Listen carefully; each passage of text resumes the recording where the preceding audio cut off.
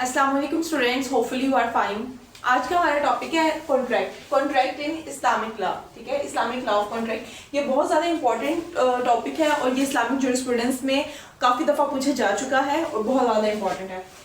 इसमें examiner contract के ingredients वगैरह भी पूछ सकते हैं और आज के हम इस लेक्चर में इसका इंट्रोडक्शन देखेंगे, इसके मीनिंग्स देखेंगे, इसकी डेफिनेशंस, इसके क्रॉस रेफरेंस और contract in Islam. Next importance देखेंगे हम हदीस और कुरान के हवाले से कि क्या कहता है। उसके बाद इसके हम टाइप्स देखेंगे, इसके मोस्ट इंपॉर्टेंट जो है इंग्रेडिएंट्स देखेंगे जिनके बगैर कॉन्ट्रैक्ट जो है वो वैलिड नहीं हो सकता। अगर एक भी इंग्रेडिएंट मिसिंग होगा तो कॉन्ट्रैक्ट वॉइड होगा और इसके कंक्लूजन देखेंगे। सबसे पहले अगर हम कॉन्ट्रैक्ट का इंट्रोडक्शन देखें तो वो ये है कि an agreement between two parties, दो या दो से ज़्यादा पार्टीज के दरमियान जो एग्रीमेंट होते हैं, जो मुआहदे होते हैं, उनको हम कॉन्ट्रैक्ट कहते हैं। अब एग्रीमेंट और contract both are different from each other. ठीक है, ये दोनों एक दूसरे से बहुत ज़्यादा डिफरेंट होते हैं। जो कॉन्ट्रैक्ट होता है ना वो इन्फोर्सेबल बाय लॉ होता है और हम ये कह सकते हैं कि all contract are agreement but all agreement are not a contract. Okay, so जो कॉन्ट्रैक्ट होते हैं वो इन्फोर्सेबल बाय लॉ भी होते हैं और ये लिखे भी हो सकते हैं, इम्प्लाइड वे हो सकते हैं, एक्सप्रेस वगैरह etc और। लेकिन ये जो मोस्टली कॉन्ट्रैक्ट वगैरह जो होते हैं ना, जो कि कॉन्ट्रैक्ट एक्ट है हमारा 1872 का आई थिंक, तो उसमें ज़्यादातर लिखे हुए कॉन्ट्रैक्ट्स की ही बात हो रही होती है, तो वो उस हवाले से मैं आपको बता रही हूँ।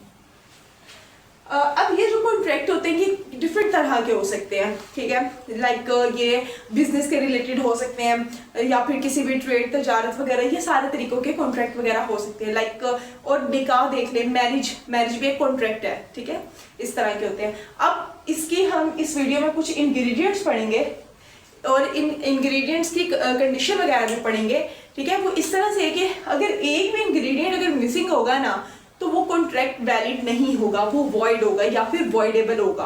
वो किस तरीके से वॉइड होगा और कब वो वॉइडेबल होगा वो सारा कुछ हम इसके इंग्रेडिएंट्स में पढ़ेंगे। ठीक है, अब स्टार्ट करते हैं इसके मीनिंग इसके देखते हैं। सबसे बेसिक मीनिंग तो मैंने आपको बता दिया है, agreement between two parties. Literal meaning है एग्रीमेंट, कंजंक्शन, टाई और नॉट। जनरल मीनिंग है इसका an agreement enforceable by law is called contract. ठीक है, अब अरबी में कॉन्ट्रैक्ट को कहते हैं अकद। अब वो देखते हैं हम।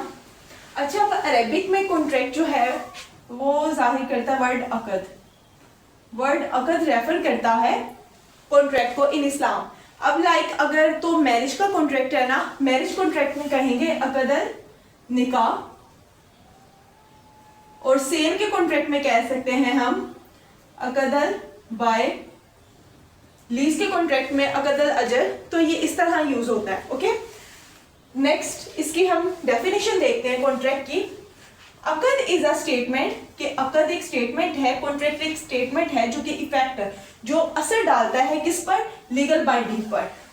अ person fulfil an obligations to perform duty, कि जो अकद है वो एक स्टेटमेंट है। लाइक हम कोई भी कॉन्ट्रैक्ट वगैरह करते हैं तो उसमें हम लोग सारा कुछ लिखते वगैरह भी हैं। ठीक है, मतलब या फिर अगर हम ओरली भी कहते हैं तो वो एक स्टेटमेंट हो जाती है जो कि असर डालती है लीगल बाइंडिंग पर, कानूनी पाबंदी जो जाहिर करती है कि एक पर्सन ने अपनी ड्यूटी लाजमी फुलफिल करनी है। यही होता है ना बेसिकली कॉन्ट्रैक्ट में, यही होता है कि आप दोनों पार्टीज मतलब म्यूचुअल कंसेंट से कुछ लिख रही होती है, कुछ कह रही होती है, जिससे दोनों के ऊपर ड्यूटीज इम्पोज हो जाती हैं और उन दोनों को वो लाजमी फुलफिल करनी होती हैं। अगर वो फुलफिल नहीं करेंगी तो कॉन्ट्रैक्ट वॉइड होगा या फिर वॉइडेबल भी हो सकता है, तो कॉन्ट्रैक्ट खत्म भी हो सकता है। ठीक है, तो ये है कि एक पर्सन फुलफिल करता है अपनी ऑब्लिगेशंस को, जिम्मेदारियां को और परफॉर्म करने के लिए ड्यूटी को। ठीक है, इसकी नेक्स्ट डेफिनेशन है a contract is a promise. एक कॉन्ट्रैक्ट जो है वो एक प्रॉमिस हो सकता है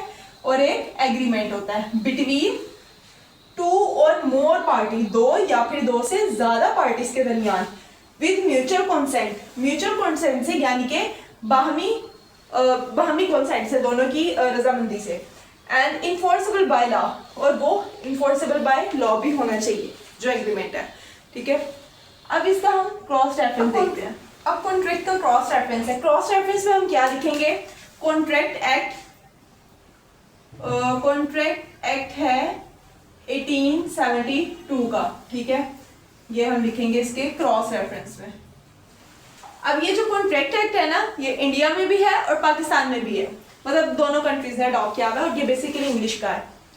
अच्छा, अब इसकी इंपॉर्टेंस, कॉन्ट्रैक्ट की इंपॉर्टेंस देख रहे हैं हम कुरान के हवाले से, ठीक है। कुरान पाक में क्या आता है, वो बिलीव फुलफिल योर एग्रीमेंट्स, ठीक है, कि जो लोग यकीन रखते हैं वो अपने एग्रीमेंट्स को पूरा करें, अपने मुआहदों को पूरा करें। और हदीस के अकॉर्डिंग है, he who has no respect for keeping promise does not possess in them, कि जो लोग अपने प्रॉमिस की रिस्पेक्ट नहीं करते वो दीन में नहीं हो सकते था। अब देखते हैं कॉन्ट्रैक्ट इन इस्लाम, यानी कि फॉर्मेशन इस्लाम में कैसे है। इस्लाम में कॉन्ट्रैक्ट बनाने के लिए रिक्वायर्ड नहीं होता कि जो आप कॉन्ट्रैक्ट कर रहे हैं उसकी लीगल रिकॉग्नाइजेशन हो, ठीक है, इन्फोर्सेबल बाय लॉ हो, तो ये इंपॉर्टेंट नहीं है। जो कॉन्ट्रैक्ट होना चाहिए इस्लाम के अकॉर्डिंग वो रिटन भी हो सकता है, ओरल भी हो सकता है, और बेस्ड करता है फेयरनेस पे एंड जस्टिस पे, इंसाफ पे। अब इसके हम टाइप्स देखते हैं। फर्स्ट है वैलिड कॉन्ट्रैक्ट। इसको हम हम इस्लामिक लॉ से पढ़ रहे हैं, इस्लामिक ज्यूरिस्प्रूडेंस में, तो हम इसमें लिख सकते हैं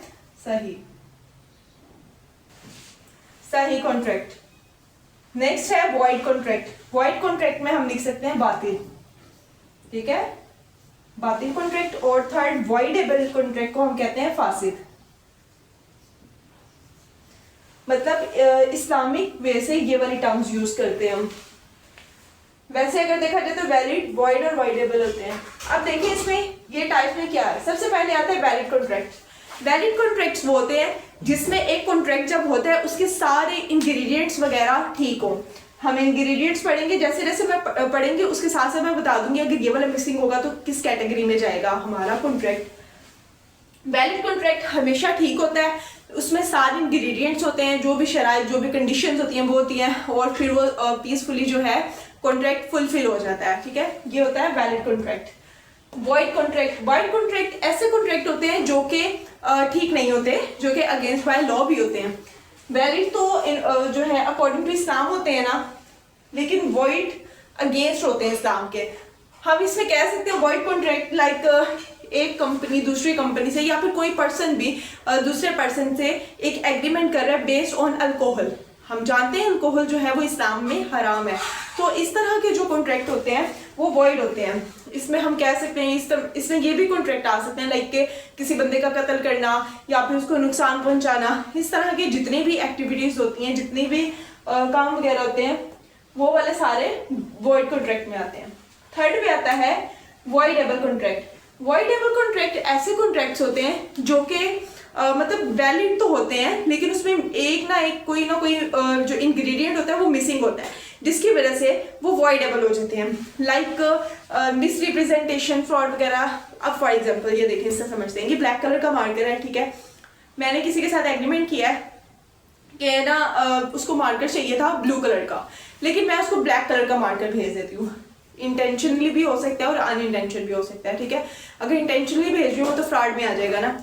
अच्छा खैर, उसको ब्लू कलर का चाहिए था और मुझे ब्लू कलर का क्या कह गया था, एग्रीमेंट जो हुआ था वो ब्लू मार्कर पे हुआ था, लेकिन उसको अगर ब्लैक भेज रही हूँ, वो जब ओपनिंग करता है उसको पता चलता है भाई ब्लैक है मार्कर, तो उसने मुझे फौरन से बताना है कि ये तो ब्लैक मार्कर है, जो उसने मांगा था, उसने डिमांड की थी वो तो ब्लू की थी, एग्रीमेंट ब्लू का हुआ था।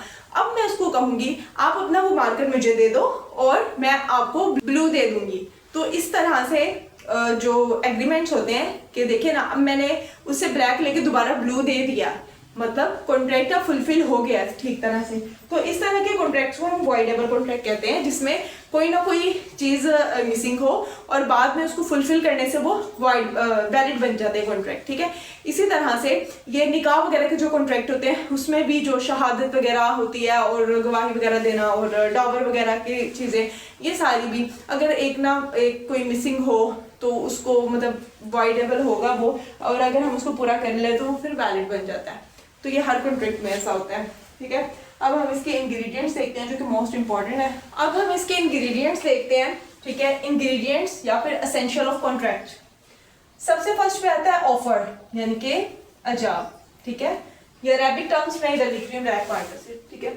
अब ये कि जब भी कोई कॉन्ट्रैक्ट होता है तो उसमें ऑफर एक्सेप्टेंस लाजमी होनी चाहिए, यानी कि अजाबो कबूल लाजमी होना चाहिए। अब अगर निकाह को भी देख लें तो उसमें भी अजाबो कबूल होता है। इसके अलावा अगर दूसरे कॉन्ट्रैक्ट भी हो जाए उसमें भी अजाबो कबूल लाजमी होता है। फॉर एग्जाम्पल, अगर ए ऑफर कर रहा है बी को एक कार की, ठीक है, कार सेल कर रहा है ए और वो ऑफर कर रहा है बी को, तो बी को लाजमी है कि वो एक्सेप्ट करे, वो एक्सेप्ट करेगा तो ही हमारा कॉन्ट्रैक्ट होगा। अजाबो का वो ये इसके फर्स्ट इंग्रेडिएंट है। उसके बाद है सब्जेक्ट मैटर। सब्जेक्ट मैटर को कहते हैं हम मुहल्लल अक़द। मुहल्लल अक़द कि सब्जेक्ट मैटर होना लाजमी होता है। अब ऑफर एंड एक्सेप्टेंस की जो है वो कुछ कंडीशंस है, लाइक इसकी कंडीशन में ये आता है कि कंफर्मेशन होनी चाहिए। फॉर एग्जांपल अगर ए बी को अपनी कार सेल कर रहा है ना, ए बता रहा है कि कार की कीमत जो है वो है 5 लाख, लेकिन बी कह रहा है कि नहीं मैंने तो 3 लाख में लेनी है, तो इस तरह से कंफर्मेशन नहीं होगी और वो कॉन्ट्रैक्ट वैलिड नहीं करा पाएगा। तो कंफर्मेशन लाजमी है, यानी कि अगर वो 5 लाख की दे रहा है तो बी को भी 5 पर ही एग्री होना पड़ेगा, कि अगर बी 3 की ले रहा है तो ए को भी 3 पर एग्री होना पड़ेगा, मतलब कंफर्मेशन होनी चाहिए दोनों में।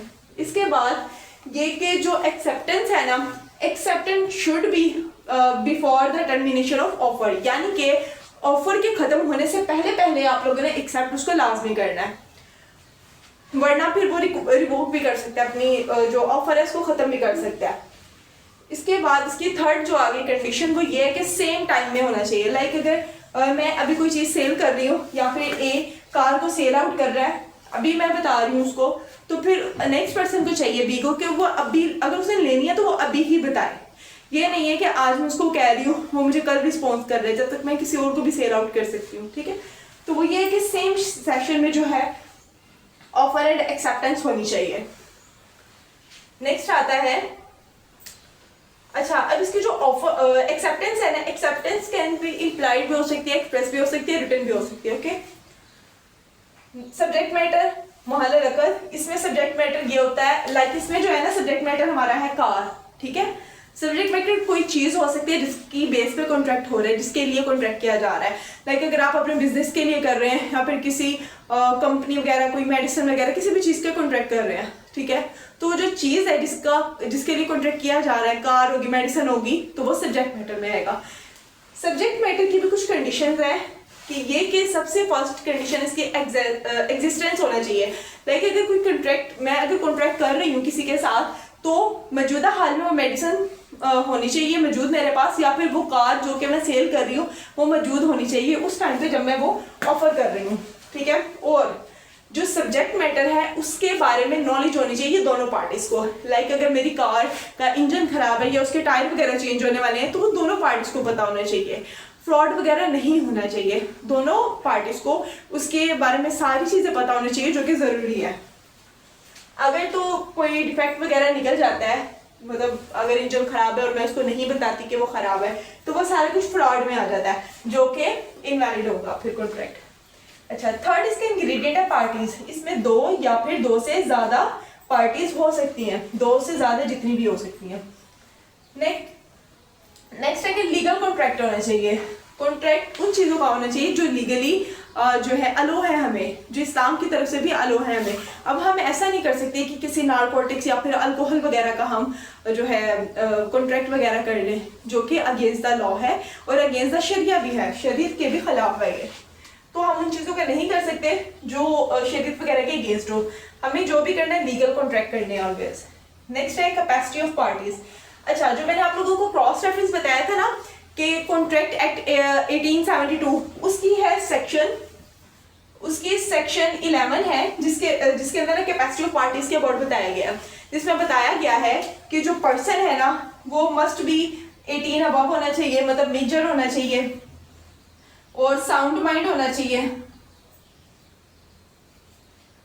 साउंड माइंड होना चाहिए, मेजर होना चाहिए, ना ज़्यादा ओल्ड हो ना ज़्यादा बच्चा हो, और उसको पता होना चाहिए, सेन होना चाहिए, ठीक है। उसको पता होना चाहिए कि वो क्या कर रहा है और उसको पता होना चाहिए इसके कॉन्सिक्वेंसेस क्या है और वो क्या कर सकता है वगैरह, मतलब मेजर होना चाहिए वो। उसके बाद आ जाता है फ्री कंसेंट। एक फ्री कंसेंट का मतलब होता है कि आप किसी भी ज़बरदस्ती के बगैर आप लोग अपना एक कॉन्ट्रैक्ट कर रहे हैं खुद, मतलब फ्री कंसेंट से, अपनी मर्जी से। अगर तो किसी भी कॉन्ट्रैक्ट में फ्री कंसेंट शामिल नहीं है तो वो वॉइड होगा।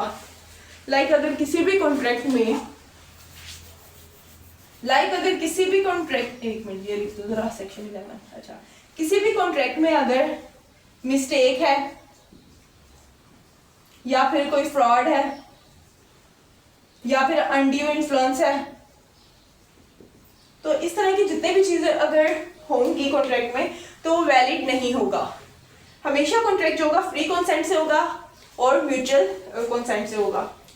नेक्स्ट इंग्रेडिएंट है लीगल रिलेशनशिप, कि हम जब कॉन्ट्रैक्ट करते हैं तो बेसिकली लीगल रिलेशनशिप ही बनाते हैं। लाइक अगर मैं किसी के साथ कॉन्ट्रैक्ट कर रही हूँ तो हम लोगों का लीगल रिलेशनशिप ही बन रहा है। अच्छा, अब इसमें इसकी भी कुछ कंडीशंस है, लाइक ऐसे कि एक डॉक्टर और उसके पेशेंट, एक क्लाइंट और लॉयर, इनके दरमियान जो कॉन्ट्रैक्ट होता है वो कॉन्ट्रैक्ट नहीं होता। मतलब मैं इस पॉइंट ऑफ व्यू से कह रही हूँ कि देखिए ज़रा, हम डॉक्टर के पास लेते हैं, मेडिसिन वगैरह लेते हैं, ठीक है, क्लाइंट वगैरह लॉयर वगैरह से भी हम लोग हेल्प लेते हैं एज अ क्लाइंट। तो वो इस तरह से है कि ये दोनों मतलब हम लोग इन दोनों से कॉन्ट्रैक्ट एक नहीं कर रहे होते अपने बेनिफिट वगैरह के लिए, कोई बिजनेस के लिए। ये वाले जो कॉन्ट्रैक्ट होते हैं ना, ये बेस होते हैं हेल्पर मतलब अपनी ड्यूटी पर, क्योंकि वो जो डॉक्टर वगैरह होते हैं वो इलाज कर रहे होते हैं पेशेंट का, ठीक है। तो इस तरह से ये वाले जो है वो कॉन्ट्रैक्ट में नहीं आएंगे। वैसे कर सकते हैं क्लाइंट लॉयर से या फिर पेशेंट अपने डॉक्टर से कॉन्ट्रैक्ट कर सकते हैं किसी भी चीज़ का, लेकिन जो हम नॉर्मली करते हैं ना, या मेडिसिन वगैरह लेना या फिर कोई केस वगैरह लेना, तो वो इस तरह की चीज़ें जो है वो इस कॉन्ट्रैक्ट में नहीं आएंगी, ठीक है। वो बेस्ड होती है मोरालिटी पे, एथिक्स पे, ठीक है।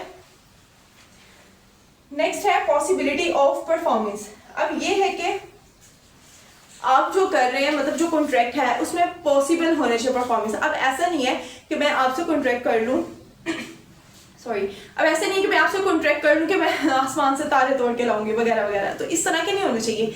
इस तरह के कॉन्ट्रैक्ट होने चाहिए कि जो पॉसिबल हो करना। लाइक कार खरीदना है, लाइक कार वगैरह मेरे पास है, मैं पॉसिबिलिटी है कि मैं उसको सेल कर सकती हूँ वगैरह। तो इस तरह की चीज़ें हरगिज़ नहीं होंगी जो कि आप परफॉर्म नहीं कर सकते हैं, ठीक है। इसके अलावा एक और है, मैंने यहाँ लिखा नहीं है, कॉन्सिडरेशन। ये भी कॉन्ट्रैक्ट में कॉन्सिडरेशन भी लाजमी होती है, ठीक है। कॉन्सिडरेशन का बेसिकली मतलब होता है मुआवजा। अब देखें जरा, ये एग्जांपल जो मैंने आपको दी थी, ए ने बी को कार मतलब ऑफर की, बी ने एक्सेप्ट की। अब इसमें जो प्राइस है ना 5 लाख जो कि बी ने ए को दी, ठीक है। अब ये जो 5 लाख प्राइस है ये ए के लिए कंसिडरेशन है और जो कार है वो बी के लिए कंसिडरेशन है। इन सिंपल वर्ड हम ये कह सकते हैं कि जो बेनिफिट जिस पर्सन को हो रहा है ना जिस चीज से, वो कंसिडरेशन है। वैसे इसका कंसिडरेशन का एग्जैक्ट मीनिंग ये नहीं है, ये मैं आपको सिर्फ एक मतलब माइंड में इंग्लिश बनाने के लिए, समझाने के लिए बता रही हूँ। लाइक ए को चाहिए थे पैसे, ठीक है, बी ने उसको पैसे दिए कार के बदले में, किसी चीज के बदले में देने होते हैं, तो वो 5 लाख जो है ए के लिए कंसिडरेशन हुई और कार जो है वो बी के लिए कंसिडरेशन हुई, ठीक है। तो लास्ट में आता है इसको कंक्लूजन। अब ये जितने भी हमने ऊपर चीजें पढ़ी है ना, इसको कंक्लूड करके आपने कंक्लूजन इसका बता देना, ठीक है। तो ये बहुत छोटा सा और बहुत इजी सा बहुत इंपॉर्टेंट टॉपिक था जो कि आज कवर किया है। बाकी अगर कुछ भी समझ नहीं है तो आप पूछ लें। अल्लाह हाफिज़, टेक केयर, दुआ में याद रखिएगा।